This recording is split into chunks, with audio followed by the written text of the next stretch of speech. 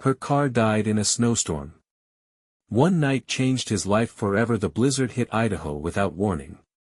In less than 15 minutes, the roads disappeared. When her car engine died, there was no signal. No traffic. No help. The only light left in the storm belonged to a man who had no idea who he was about to let into his home. Ethan Blake, 41, was locking up his small auto shop on the edge of the town of Ketchum. Former military. Single father. A man used to fixing problems, except his own. The snow started light. Then the sky collapsed. That's when he heard it. An engine coughing, struggling. Then silence. A black sedan, far too expensive for this place, rolled into his lot and stopped. Behind the wheel sat a woman in her early 40s. A tailored business suit. Thin city shoes. Clothes that did not belong in a winter like this. "My car just died," she said. "Can you help me?" Ethan opened the hood. The answer was immediate. The alternator was gone. The battery was dead. Ice was forming in the fuel line. "This car isn't starting tonight," he said. Her face tightened. The nearest town was over 40 miles away. Tow trucks weren't running. The storm was getting worse. "So what am I supposed to do?" she asked. Ethan looked at the wind. At her shoes. At the darkness closing in. Then he made a decision. "You can stay at my place," he said. "It's close. You'll be warm. We'll figure the rest out tomorrow." His cabin was small. Wooden. Warm.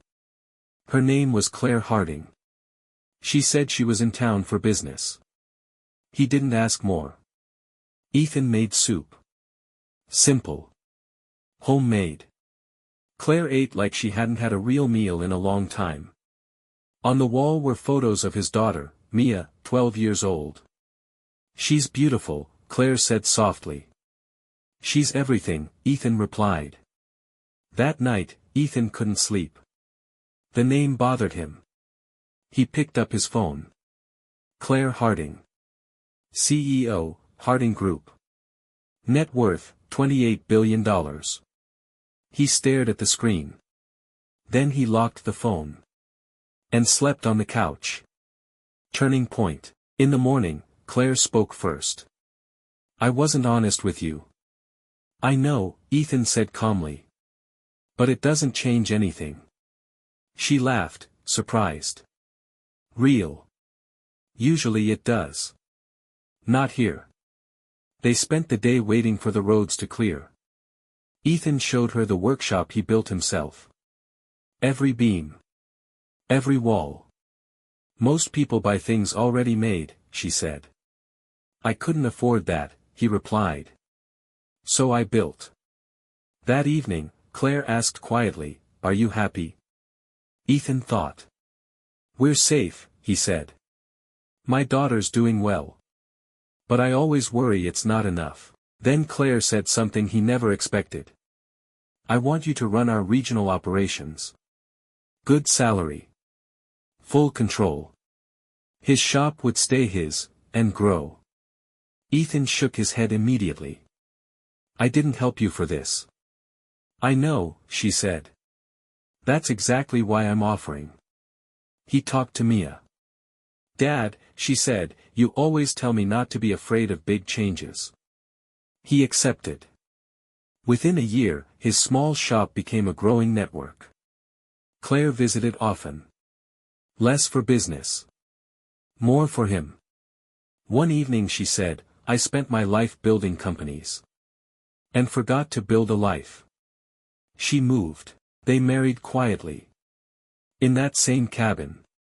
Mia walked Claire down the aisle. Ethan said in his vows, "I gave you soup and shelter. You gave me a life I didn't believe was possible." Claire answered, "You didn't save me from the cold. You saved me from loneliness. Sometimes all it takes is A broken car, a storm, and someone who chooses kindness without expecting anything back. Because sometimes, the person you help in a blizzard turns out to be the one who saves you.